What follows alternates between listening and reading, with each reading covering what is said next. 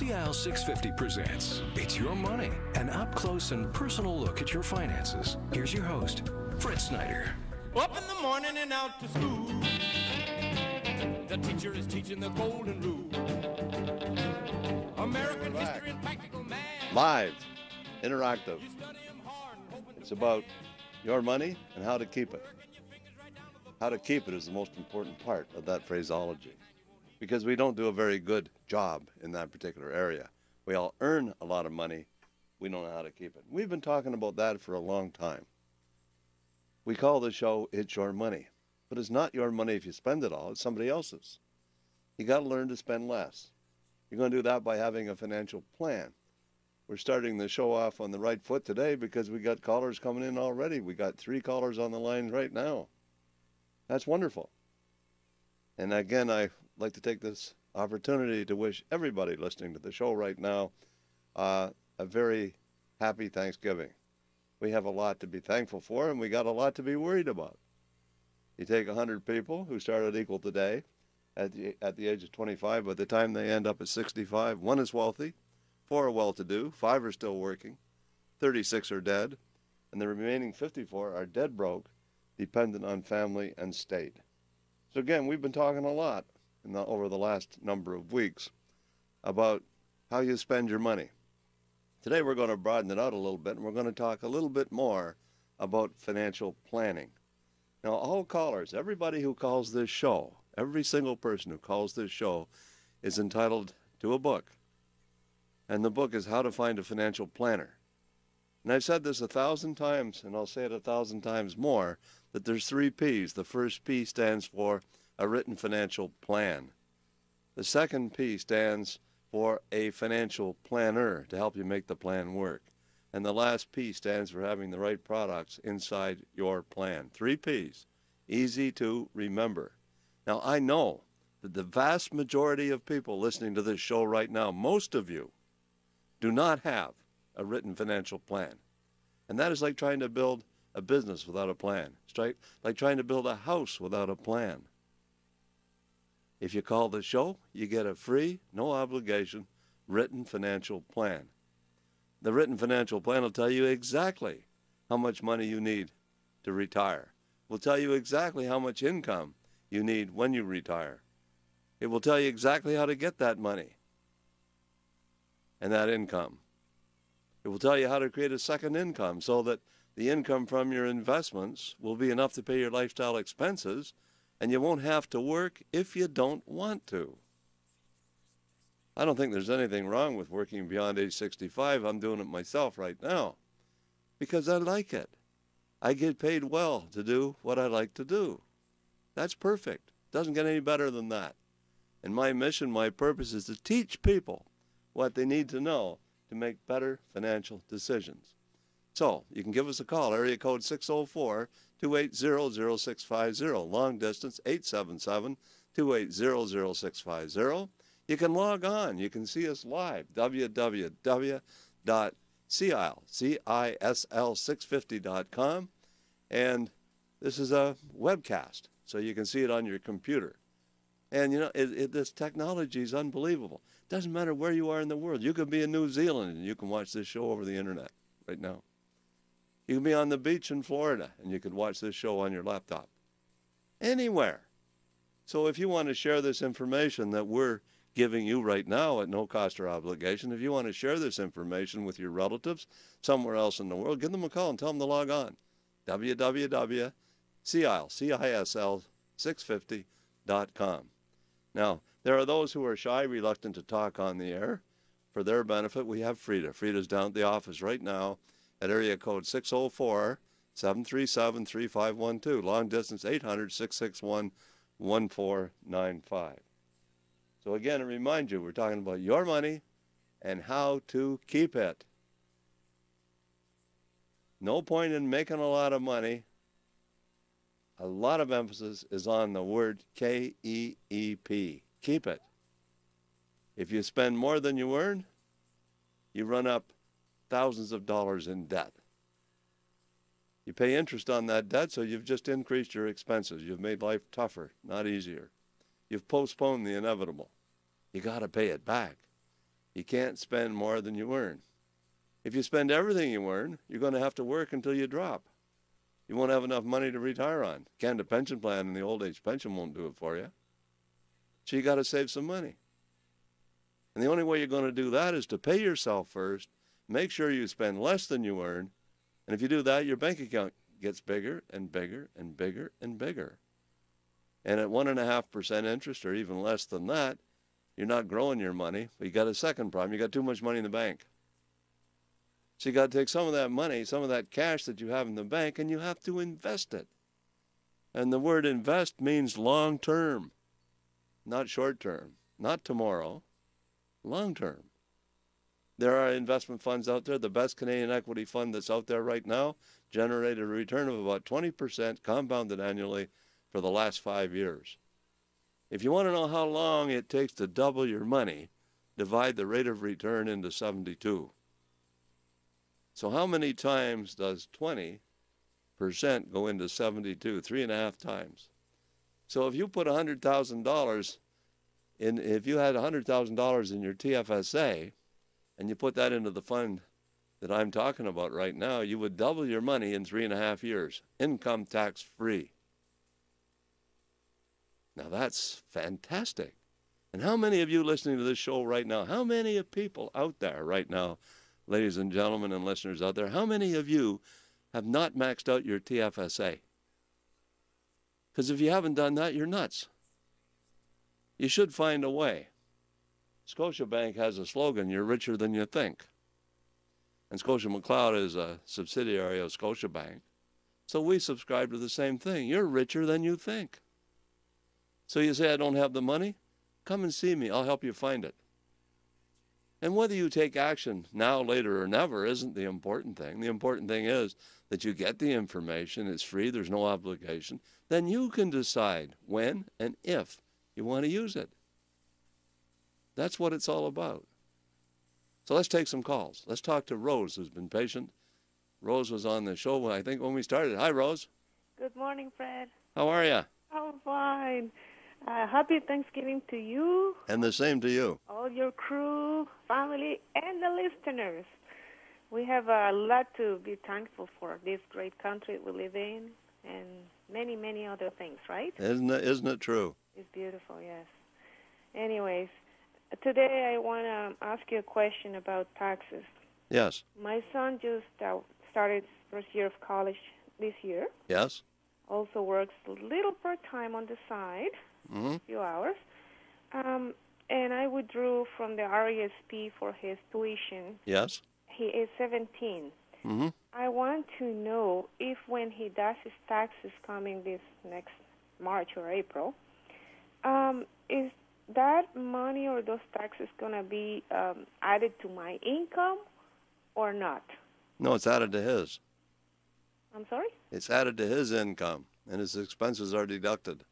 Okay, but even though the son is underage, Doesn't matter. his taxes is totally Doesn't matter. unrelated. Okay. Because I was thinking, okay, so what's the purpose of getting all of these, even though it's little, but I know the RESP is taxed in their hands. That's what it says. Well, it's like, you're alluding to part of what they call income splitting. Income splitting is a way to save income tax. Income splitting is where, like, for example, let's say you have a small company. It would have to be an unincorporated, have to be a sole proprietorship. But if you had a sole proprietorship and you had a couple of underage children and you paid them a salary, that salary would be tax deductible against your income from the unincorporated business. If the salary is low enough, deductible to you, but it's not taxable to them because it's too low to put them into a tax bracket. So on a family basis, you save some tax. That's one form of income splitting. You can make loans between family members where you loan a son or a daughter some money, and the income from that is taxable in their hands, providing there are certain restrictions that are covered in terms of the process. So what you have to do is sit down and explore with your financial advisor and have it built into your plan all the ways that you can mitigate your taxes. Most of us pay about 25% more income tax than we legally need to. Right. That doesn't mean that everybody does, but most of us do. There's very few cases that I look at where if somebody were to follow my advice, I can't save them tax. How many times do people make an RRSP contribution and then they spend the tax refund? Right. Should never do that. You make an RRSP contribution, you save $5,000 in tax, you should take that $5,000 and put it into your TFSA. Yes. So if you put $10,000, let's say $11,000, $12,000 into an RRSP, the tax refund would be about $5,000. But really, you didn't put $12,000 into the RRSP, you put $7,000 because you spent the tax refund. So you never spend the tax refund. And again, you need a plan to guide you. You lay out a financial plan and use that to guide you. Now I have a game that teaches people about financial planning at the office. There's one left over, and I'm going to give that to a caller today by way of draw. Okay? It's kind of like Monopoly, but it's more like financial planning, and it teaches you all about financial planning as you play the game. Right. So you might just win that, Rose. Oh, thank you. That would be very nice. Do I still have time for other questions? Or is there more people waiting? Well, I got two more on the line right now, so if it's a quick question, I'll try to answer it quickly. We got to go fast, though. Well, maybe. I wanted to know if you've heard about this group, World Financial Group, WFG. Yes, I have. Is that a good thing? I think it's people doing it on their own, but I don't know if they're really qualified for doing things. Well, they're a group of independent financial advisors that have formed a company, and I'm not going to express an opinion. Okay. Understood. They kind of do what I do, but I'm not going to boost my competition. Let's put it that way. not on my radio time. Understood. All right. Well, thank you.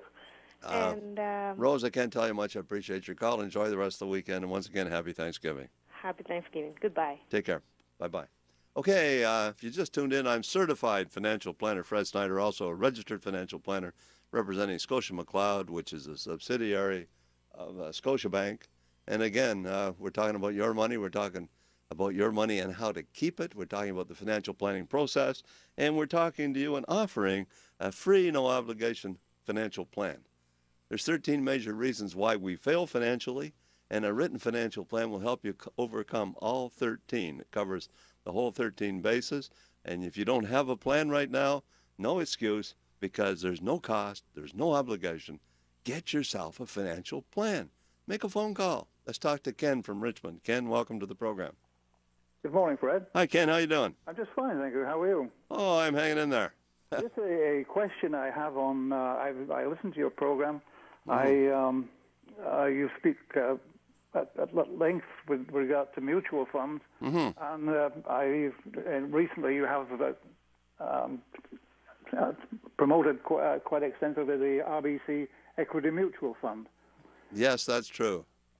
And I was just wondering, what is your thought? What are your thoughts on, as part of your portfolio, to have good dividend-paying stocks? Well, let's put it to you this way: the RCB, Canadian Equity Income Fund, is loaded with high dividend-paying stocks within the fund itself. Okay. For example, it's got the Bank of Nova Scotia and RBC itself in the fund as major holdings. So the dividends from those companies are high. So the blue chip stocks that are inside, it's a dividend fund. That's why they call it RBC Canadian Equity Dividend Fund. It pays high dividends. The dividends from that fund is almost 5%.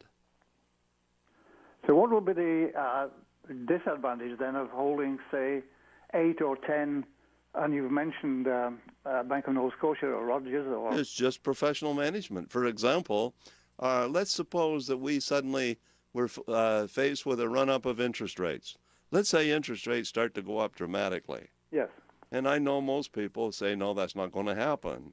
If you had asked me 10 years ago what are interest rates going to do, I would say they're going to go up. So that's what everybody was saying, but they didn't. Nobody really knows. I remember 1981, interest rates went through the roof. If interest rates go up, financial institutions don't do well. Correct. Okay? Yes. So if you have a whole bunch of financial institutions in your portfolio, and if you're buying blue chip stocks, that's probably what you're doing, you may get good dividends, but the value of those stocks is going to decline. Well, Now, isn't that the time to replace that stock with another stock? and that's, well, you just played right into my hands when you said that, because Okay. that's why you have a mutual fund, because the money manager of the fund is doing that for you. Now, what if you have a financial advisor who is looking after stocks for you and doing exactly what you're saying? I'm a fully qualified stockbroker. I fully licensed to handle stocks, mutual funds, segregated mutual funds, as well. I have an insurance license. I have years of experience. I hate to admit how much, but I mean, I can do all that. I had a lady one day come into me and she said, "Look, we have a corporate account. I want to buy 15 stocks that pay high dividends." I said, "Okay." So instead of me doing the research, I just looked up RBC Canadian Equity Income Fund, and took the top 15 stocks that's in there, and that's the stocks that I sold her. Very happy with them, doing well. Okay, Yeah. but if things change, you don't have a money manager. I'm the money manager. She's the money manager. We have a full-time pro looking after that fund. Jennifer McClelland is the manager of that fund. And she's got an awesome track record, and she's overseeing that fund all the time.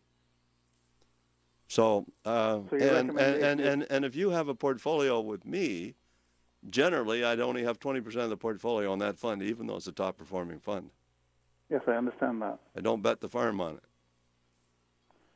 Okay, so now that we sold a few hundred or a few $1 million worth of RBC Canadian Equity Income Fund, we got lots of advisors out there, and maybe you're going to go out and buy more of it yourself. Who knows? But it's a great fund, and I have no problem with that fund. I don't like to specifically endorse funds on this show, but we get moved into that particular area sometimes, and because somebody might go out and buy that fund, it might not be suitable for them.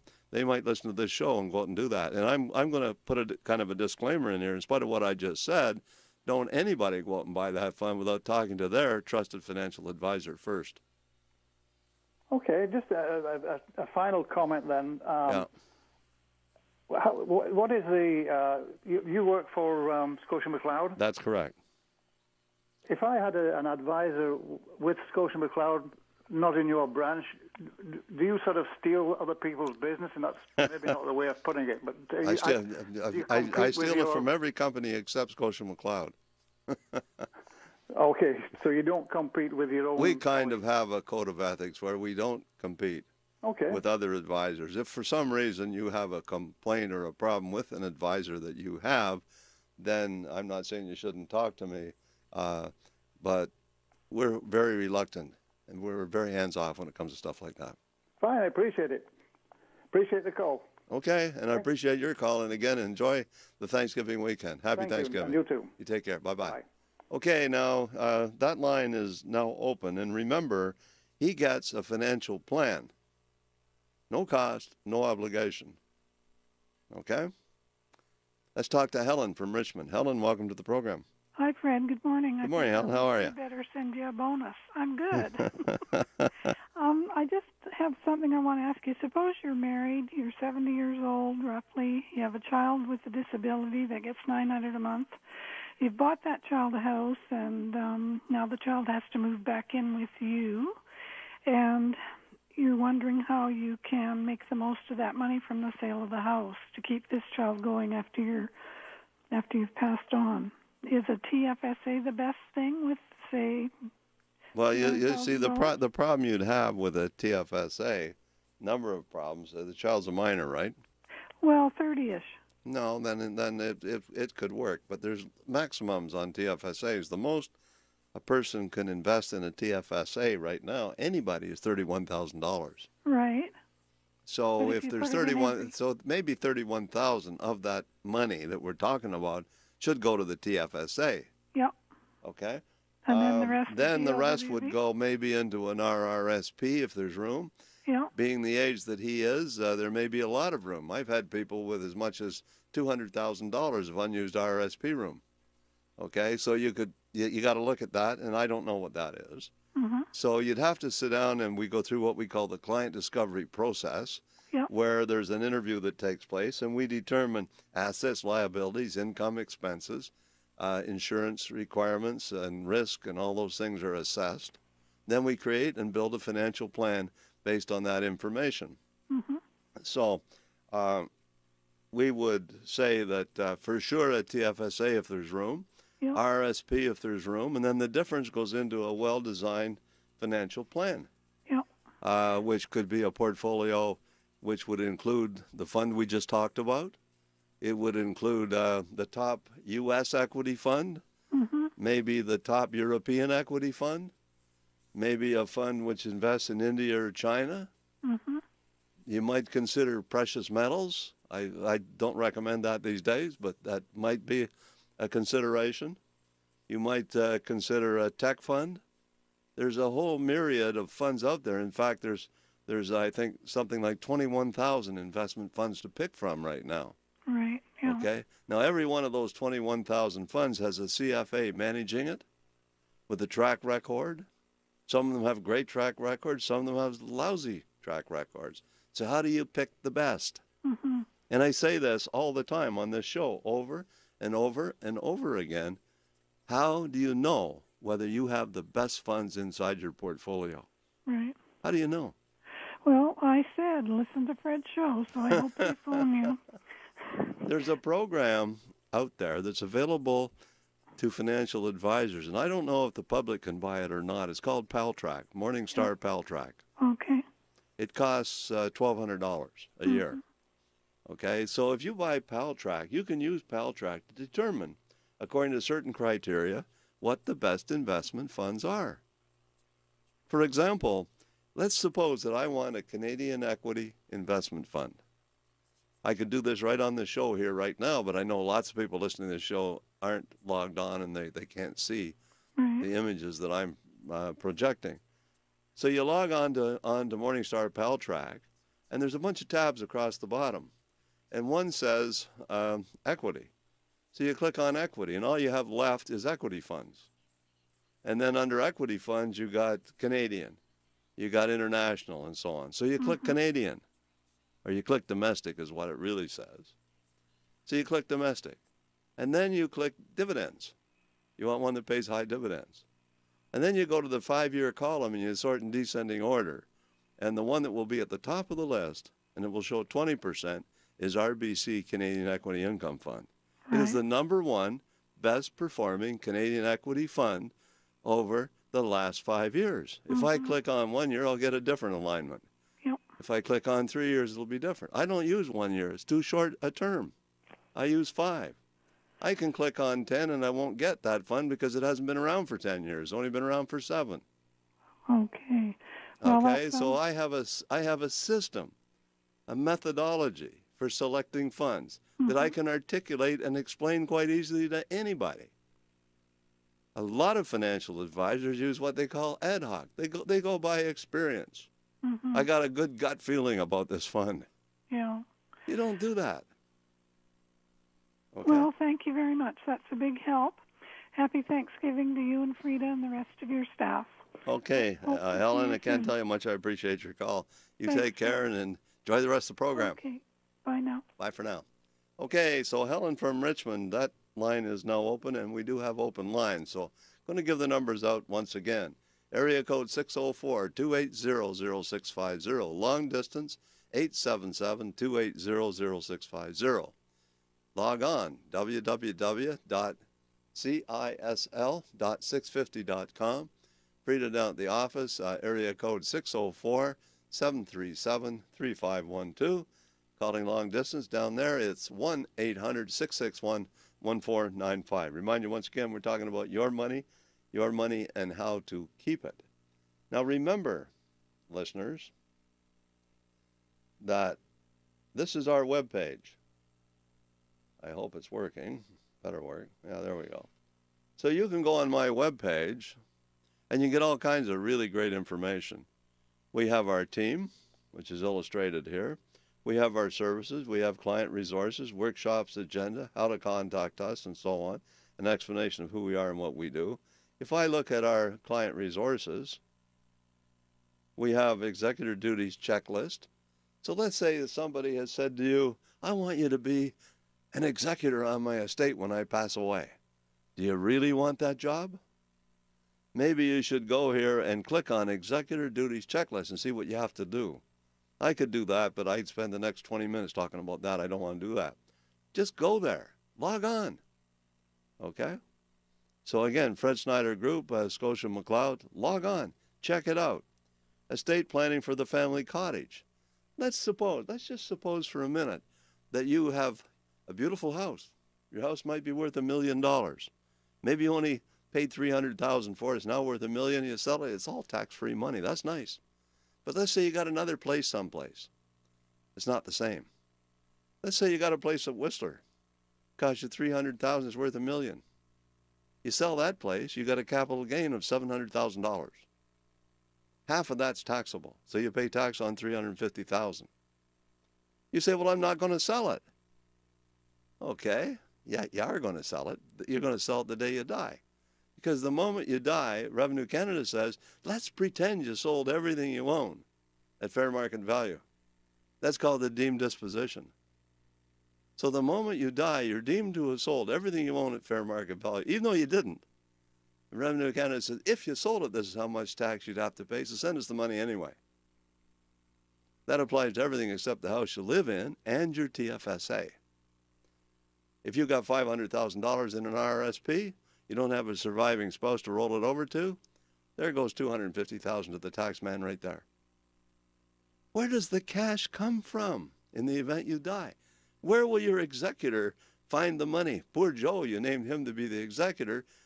He's got to come up with this cash to pay those taxes. What are you going to do? So that's estate planning. Then we have tax planning. The importance of insurance in tax planning. Click on there, read that article. How investment income is taxed. Click on there and read that article. Critical illness, insured annuity strategies, investment products, understanding preferred shares. We had a caller call earlier about that very topic. Well, go there, click on there, understanding flow-through shares. There's a wealth of information on that webpage. You should become familiar with it. Use it. Talk to us. Listen to this show. Phone in with your questions. Learn, because your financial success will depend as much upon what you know as how hard you try to get there. You have to be proactive, not reactive with how you deal with your money. Don't get yourself into serious debt. You have to control your expenses. And one of the ways that you fail is because you spend more than you earn. And if you do that, you got to borrow the shortfall. Now you got to pay interest on the shortfall, and you got to pay it back in the future. You've just increased your expenses, not decreased them. Your objective, ladies and gentlemen, and listeners out there, should be to decrease your expenses, not increase them. And gosh, that is so fundamental, it's unbelievable. But it's amazing how many people can't do that because we're creatures of emotion. We spend more than we earn because we make decisions emotionally. It's so easy to put it on your credit card. Imagine if you got a wallet full of cash. You got $10,000 in cash in your wallet. You hesitate to spend it because it's cash. But you wouldn't hesitate to put $10,000 on your credit card. It seems so much easier. Think about all these things, okay? And more. If you don't have a financial plan, time to get one. 604-280-0650. Long distance, 877-280-0650. Log on, www.cisl.650.com. Free to down at the office, 604-737-3512. Long distance, 800-661-1495. You just tuned in. Once again, I'm certified financial planner Fred Snyder, wishing everybody a happy Thanksgiving. We have to go to the break. We'll do that. And when we come back, we'll talk more about your financial future, which you must get going today. Don't go away.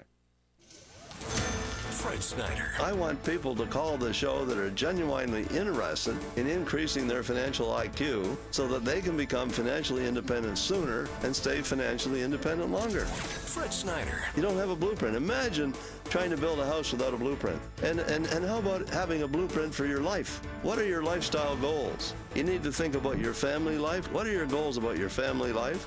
What are your lifestyle goals when it comes to health? What are your lifestyle goals when it comes to finances, mental and spiritual? You have to set goals in all those areas, not just finances. Fred Snyder. Often we fail because we put too much emphasis on one area and ignore everything else. We work our butts off and we ruin our health. So life is all about balance. So you need a life plan. Fred Snyder. Napoleon Hill says this, wrote the book Think and Grow Rich. Anything that you can vividly imagine, ardently desire, and enthusiastically act upon will inevitably come to pass. Fred Snyder. My goal, my mission is to help people enhance their financial IQs by teaching them what they need to know to make better financial decisions. Fred Snyder. Sunday mornings at 9 on CIL 650. This is CISL Vancouver. Smooth and easy. CIL 650. Welcome back to It's Your Money on CIL 650. If you have a question for Fred, call 604-280-0650. Now, back to Fred. Okay, we're back. Remind you once again, ladies and gentlemen, we're live. First part of the show between 9 and 10 was a replay of a former show. This one's live today, and this will be replayed, I believe, next week between 9 and 10. So if you missed anything on this show, you can hear it again next week in the first hour between 9 and 10. And then if you want to listen live, you can join us for the second hour, which is live, where we talk to you. We have conversations with you about your money. More importantly, about how to keep it. K-E-E-P. Keep it. So how long have you worked? How much money have you made during your lifetime? Take a minute. Ask yourself the question. How much have I made so far in my lifetime? Started work when I was 18. I'm 55 right now. Figure it out. How much did I make? How much of that do I have left today? How much do I have? What's my net worth? Do I have an investment plan? Am I saving money systematically? Do I have a portfolio that's growing? Do I have a portfolio that is suitable? Is it too risky? Is it not risky enough? Is it getting me the rate of return that I need to achieve my financial objectives? I want to retire when I'm 65, which means when I'm 65, I want to have enough money, or I want to have an income which is great enough to pay my lifestyle expenses. When I'm 65, I'll have the Canada Pension Plan. I'll have the old age pension. I don't have a pension plan, but I have $100,000 in RRSPs. How much income can I expect to get from that? All sources when I'm 65. But more importantly, how much do I need?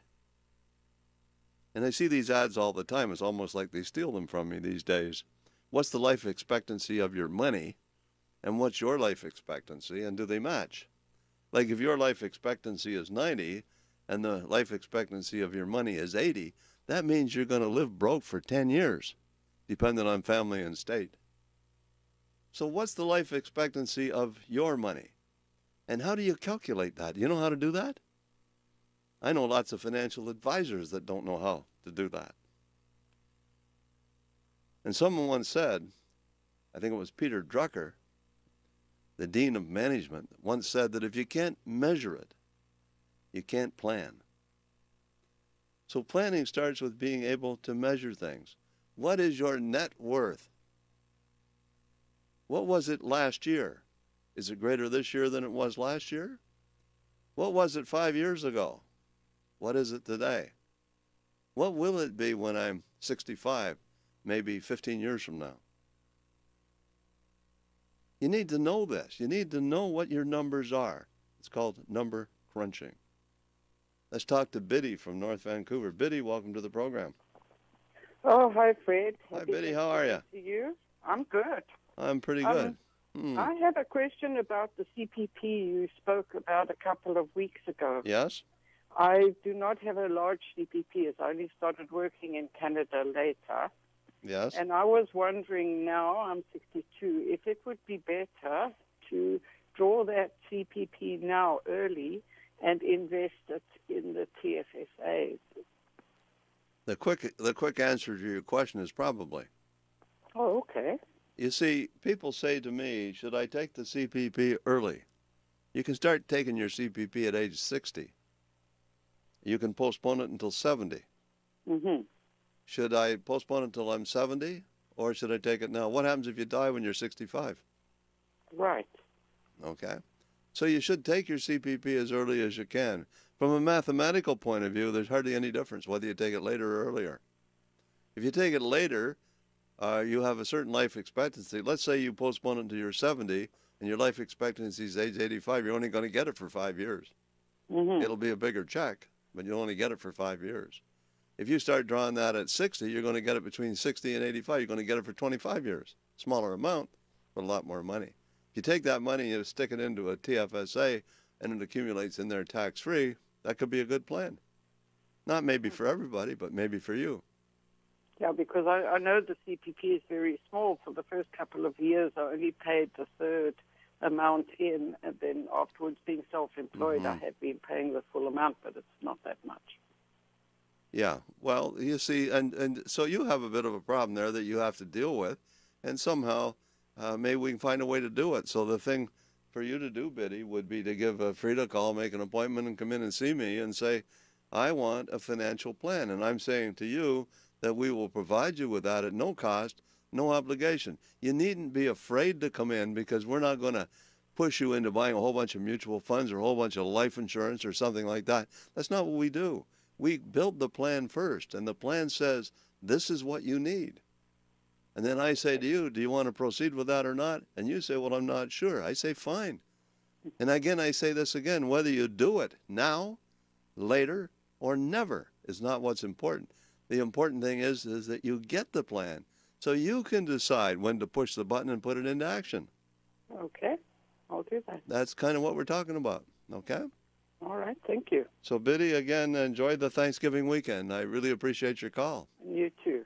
And again, for listeners out there, that line is now open, and we again have open lines. And again, everybody who calls the show gets the book, providing they want it. I don't know why they wouldn't. It gets the book, How to Find a Financial Advisor. And if you don't have one, I'm going to tell you you need one. You get a financial plan, and if you don't have one, I'm going to tell you once again you need one.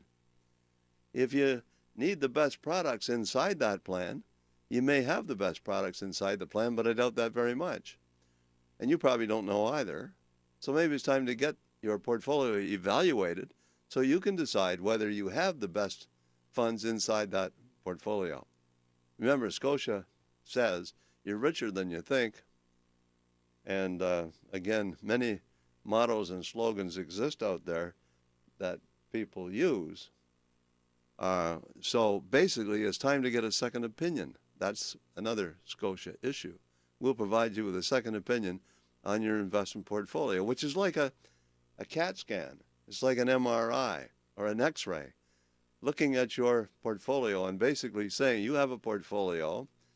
If on a scale of 1 to 10, 1 is no risk and 10 is moderate risk, your risk is 5. So it's between low and moderate.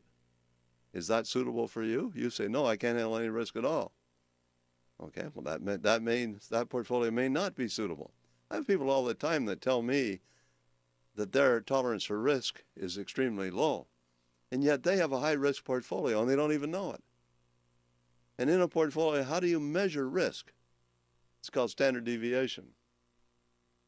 And that's a numerical weighting value. So you can say that if your portfolio has standard deviation of 5, it's low to moderate risk. And basically, I think that most people have to learn to take some risk to get a real rate of return on your money, because no risk means you're going to get about 2%, if that. The 2% becomes taxable, so you're left with about 1.1 after tax. If inflation is 3, your real rate of return is about -2. So you tell me how you're going to get to the North Pole when you're aiming at the South Pole. You're going south instead of north. You're not going to get there. And if you wait too long, it's too late. You got to fix it early. And I deliver a message on this show, and the message is we'll teach you what you need to know to make better financial decisions. We'll teach you. Well, don't you think you should share that with your children, your relatives, your next door neighbor, everybody you know? Why does the educational system that we have teach us? Really, this is true. The emphasis of our educational system is to teach us how to earn money. It does nothing, really, to teach us how to keep it. The educational system doesn't tell us about time and compound interest, about financial planning, about estate planning, and all the particular parts of an overall financial plan.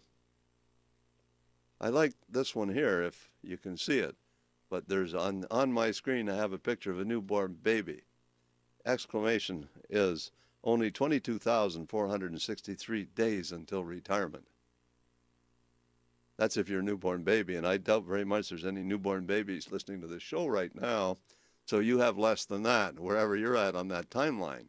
That's what we'll call the average Canadian timeline. So that newborn baby will live at home for 4 or 5, 6 years, then go to school for the next 15, 20, 25 years, and then spend up until about age 65 earning money, and we'll probably end up broke at age 65. That's what will happen. Are you going to let that happen to you? Simply because you don't have a financial plan? Now, if you're shy, you're reluctant to talk on the air, give Frida a call. Frida's down at the office. You can talk to Frida right now at area code 604-737-3512. And if you're calling long distance, it's 800-661-1495. And that doesn't matter whether you're in the Lower Mainland or over on Vancouver Island. We go over there once a month for 3 days, and we'll be doing that again. So, again, 604-280-0650. If you want to talk to me live on the air, 877-280-0650. Remind you once again, we're talking about your money, more importantly about your money and how to keep it. I want to talk about the major reasons why people fail financially. And I'm just going to review them. I can romance each one of these points. I could do a whole radio show on any one of these points. But the number one major reason, I believe, why people fail financially is lack of knowledge. If you have more knowledge, you wouldn't procrastinate. If you had more knowledge, you'd do all kinds of things that you're not doing now. And fear is the opposite of knowledge. Fear is an acronym, false evidence appearing real. Think about that. So the opposite of fear is knowledge. So lots of things that you do or don't do is because of fear. You don't call this show because you're afraid.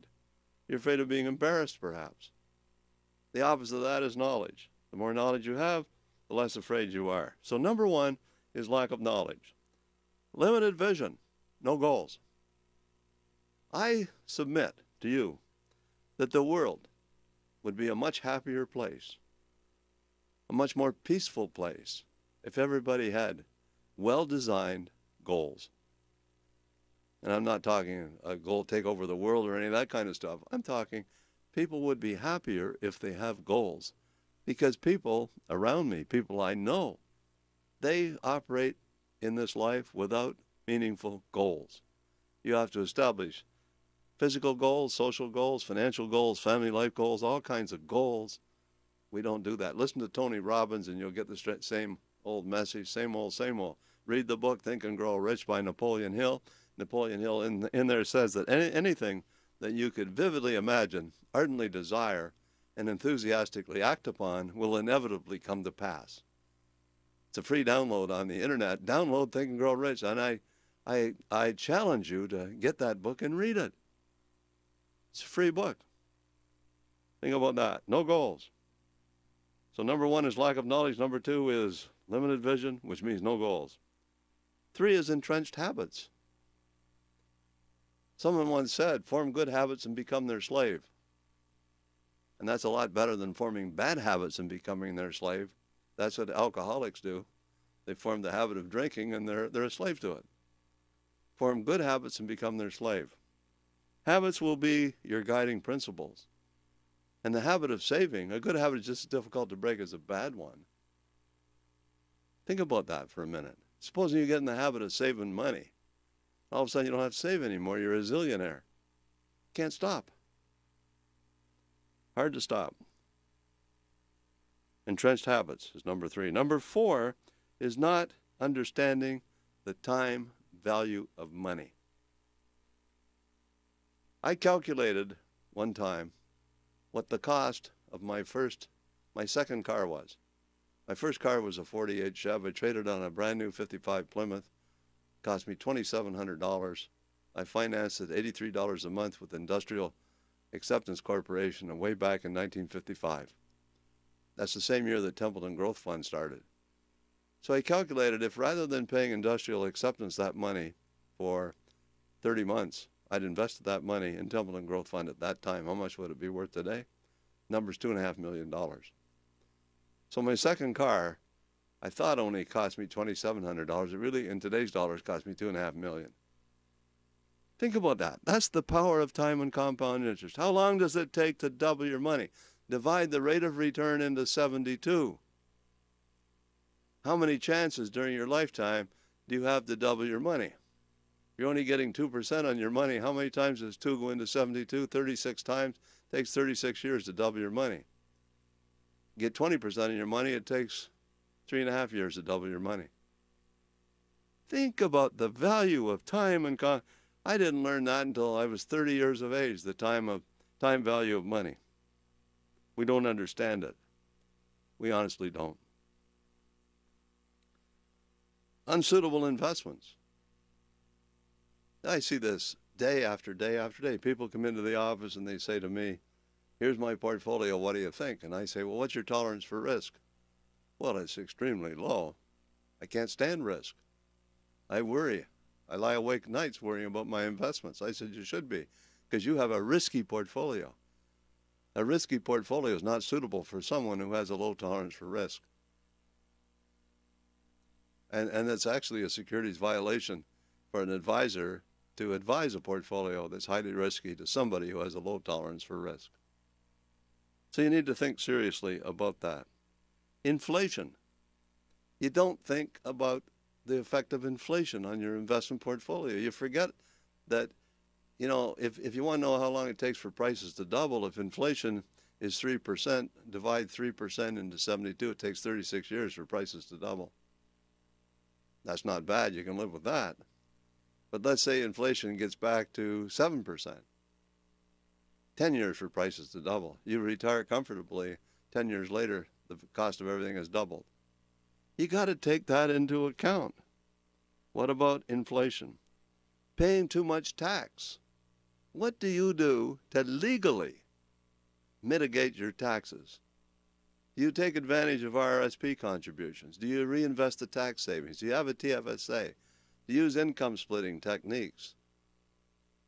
These and much, much more are things you need to consider. Have you seriously looked at the effect of the deemed disposition that will happen to you the moment you die? How much money will your executor have to pay CRA on your final tax return because of the deemed disposition that will take place?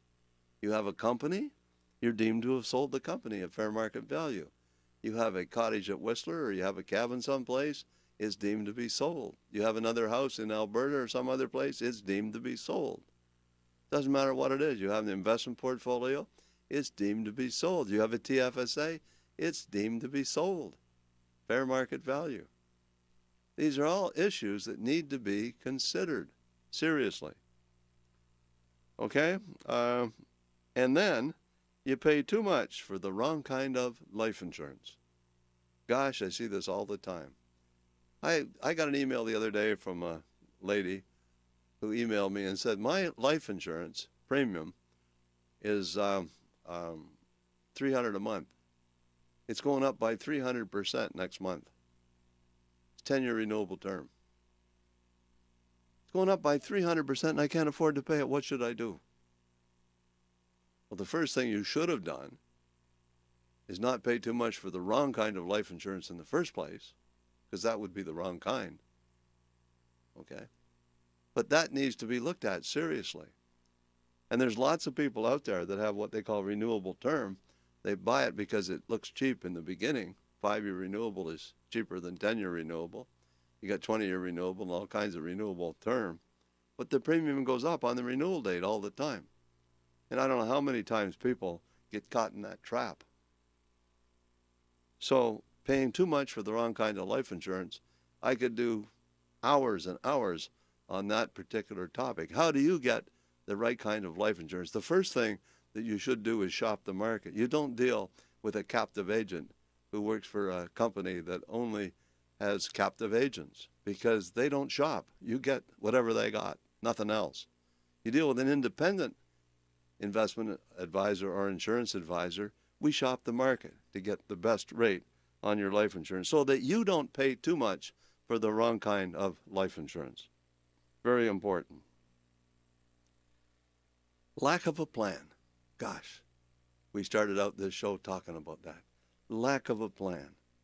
Do you have a financial plan? I'm going to pull that up on the sheet there. This is facsimiles of a financial plan. Life insurance plan, a financial plan. But I have the sections of a financial plan on the screen. Number 1 section in your this is like a book. It's a 3-ring binder. The first section in the book says education. So you're going to plan your financial education. What's wrong with that?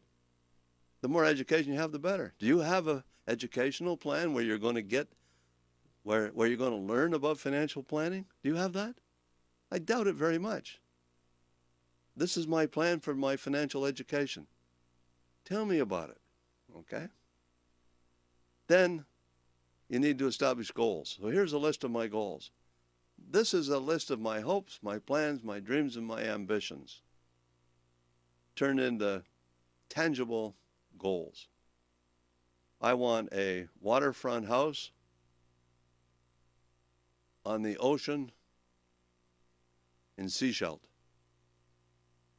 That's where I want to retire. I want to have a dock, and I want to have a 30-foot cruiser tied up at it. I keep my boat out at Thunderbird Marine, and when I come in, there's a house that we go by, which is absolutely huge. I think it's the biggest house I've ever seen. On a rock right at the entrance.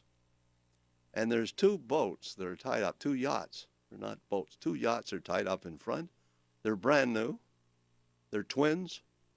And those yachts got to be worth $1 million each. I've never seen anything like it.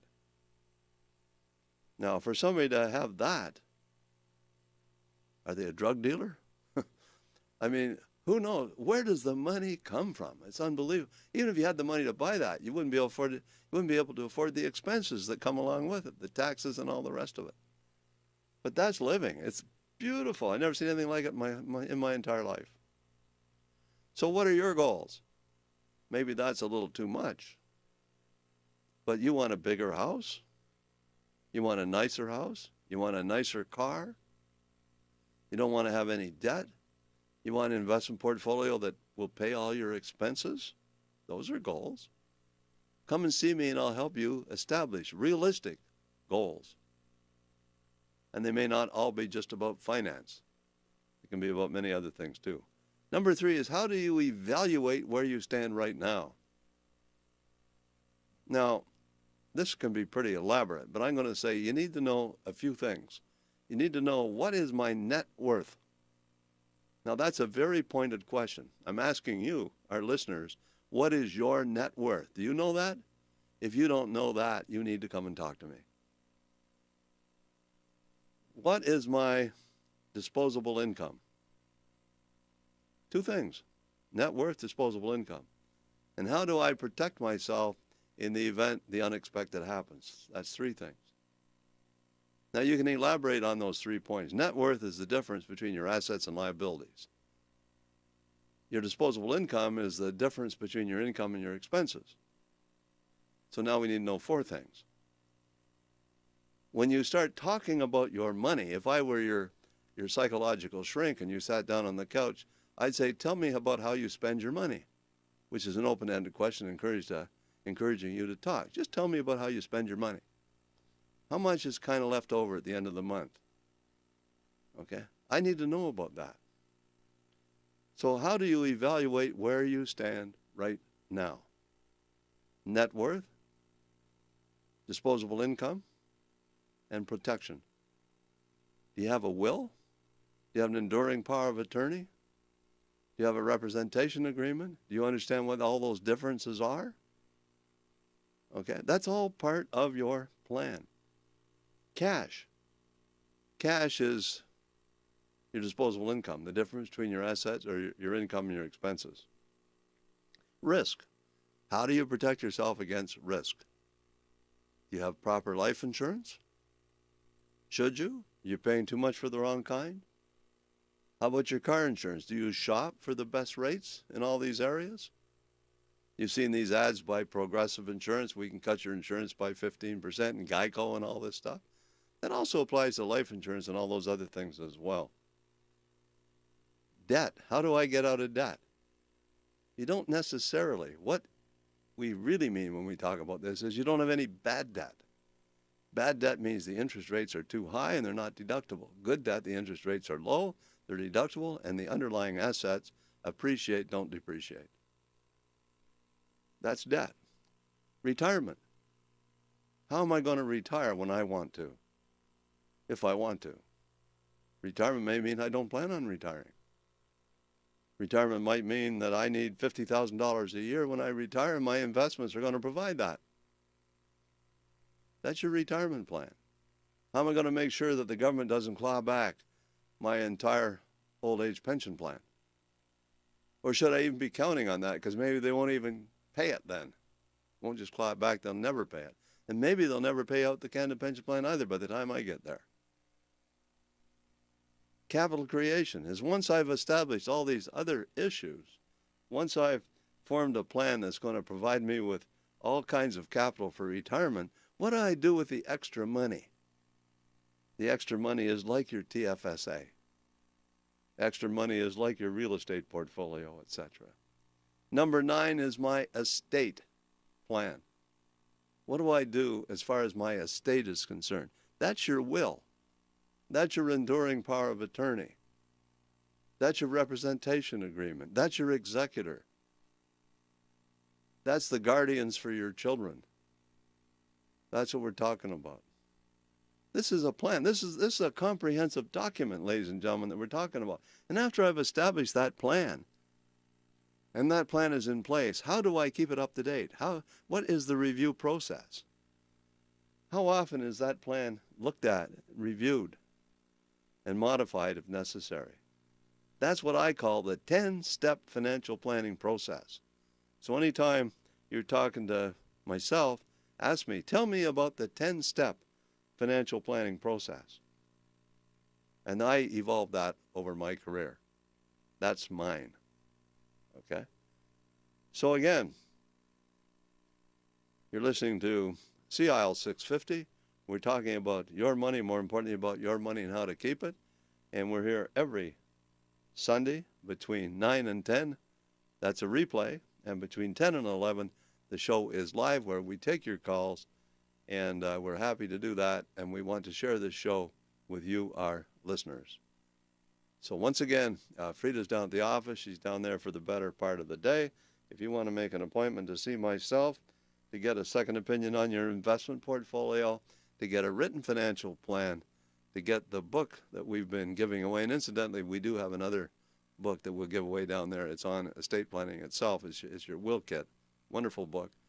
Call Frida. So once again, you can reach Frida, 604-737-3512. Calling long distance, it's 1-800-661-1495. Thanks for listening. See you same time, same station next week. Bye for now. If you'd like Fred to review your portfolio, call his office right now at 604-737-3512. That's 604-737-3512.